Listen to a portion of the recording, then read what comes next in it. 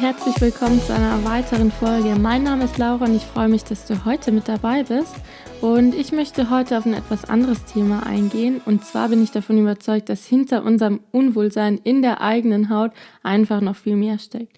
Und mir geht es hier auch darum, dass du den Weg in ein glücklicheres und erfüllteres Leben findest und nicht darum, dass du ein bestimmtes Gewicht erreichst und dich erst dann wohlfühlen darfst.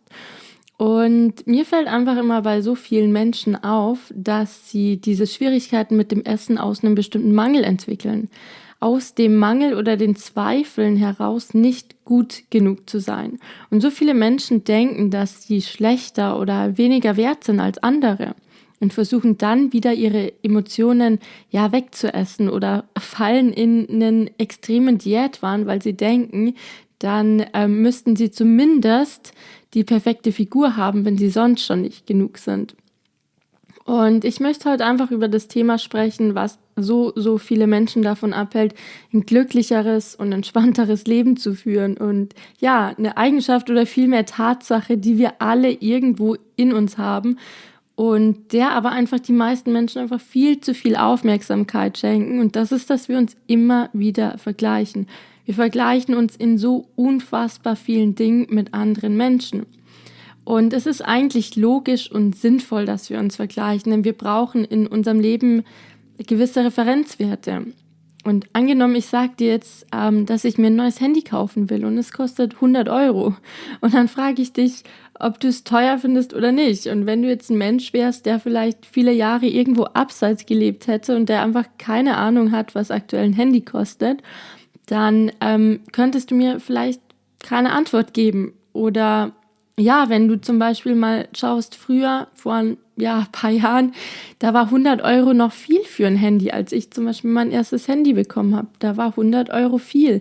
Jetzt kannst du für ein iPhone schon locker über 1000 Euro ausgeben. Und dann ist 100 Euro natürlich nicht mehr viel für ein Handy.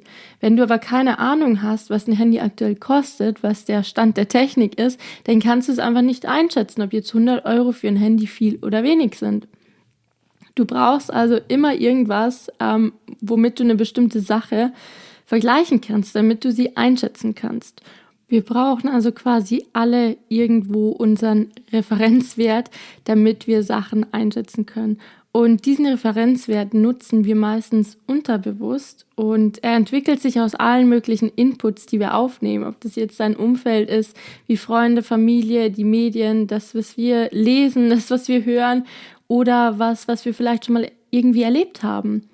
Und wenn du zum Beispiel in einer Familie aufgewachsen bist oder in einem Umfeld, wo alle ein bisschen mehr auf den Rippen haben, fühlst du dich vielleicht ganz wohl in deiner Haut und findest es gar nicht so schlimm, dass du hier und da vielleicht nicht perfekt aussiehst, weil keiner von uns ist perfekt.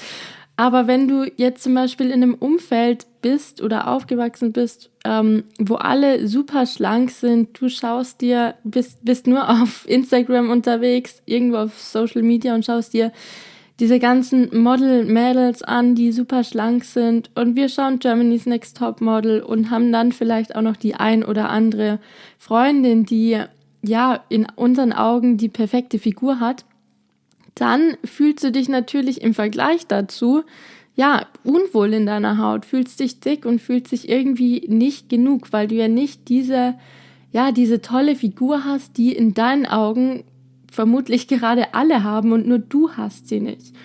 Und wir vergleichen uns immer nach oben.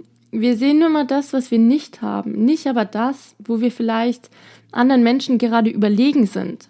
Und du wirst dich immer mit Menschen in deinem Umfeld vergleichen, die mehr als du haben.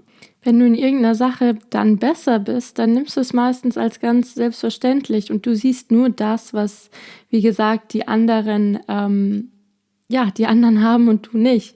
Und der Vergleich nach oben macht uns einfach unglücklich. Der Vergleich nach unten würde uns vielleicht eher dankbar machen, dankbar dafür, dass es uns gut geht und dass wir einfach vielleicht in manchen Sachen super gut dastehen oder zum Beispiel, dass wir alle genug zu essen haben und dass wir alle mehr oder weniger gesund sind und das vergessen wir einfach, weil wir dann diese Menschen sehen, die einfach mehr haben als wir.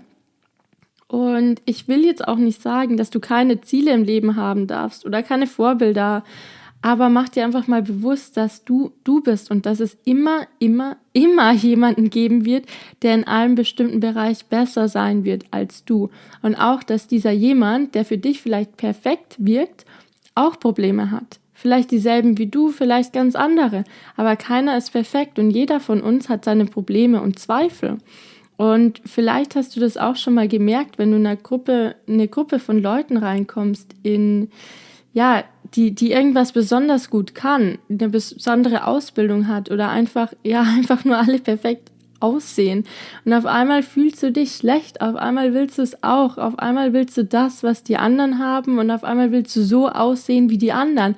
Und auf einmal fühlst du dich so schlecht, nur weil du dich vergleichst und willst irgendwas haben, was du vielleicht davor noch gar nicht haben wolltest oder was davor noch gar nicht so ein Problem für dich ist.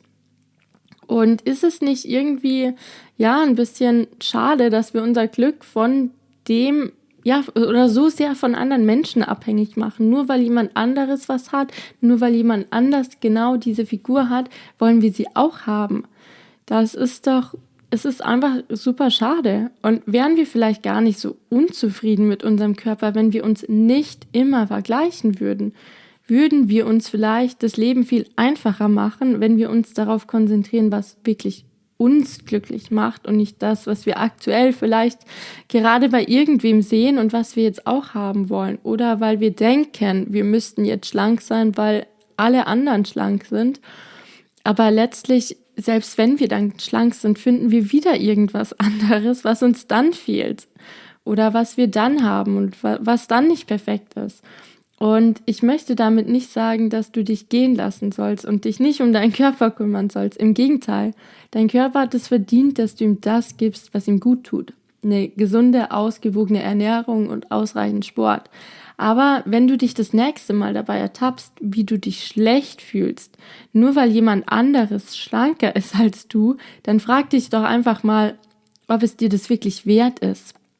Dass du dich nur deswegen gerade schlecht fühlst, weil du das Gefühl hast, im Vergleich zu jemand anderem hast du eben nicht die perfekte Figur.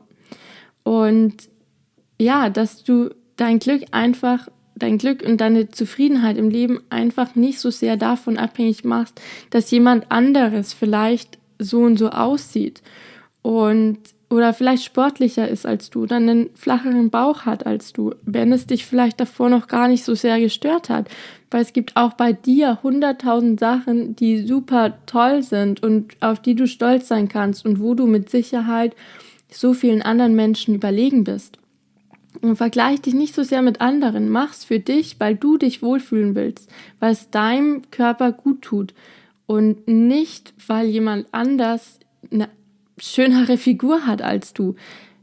Mach's wirklich für deinen Körper, schau, was deinem Körper gut tut, ernähr deinen Körper gut, damit du dich gut fühlst.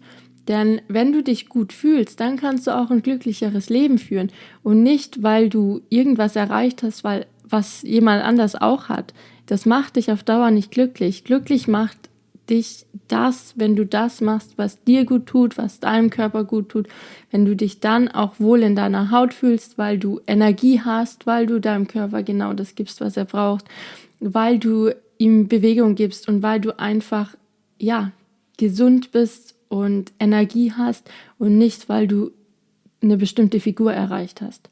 Das kommt alles mit der Zeit, aber du musst nicht um Biegen und Brechen der schlankeste Mensch auf der Welt sein, um glücklich zu sein. Überhaupt nicht, ganz im Gegenteil.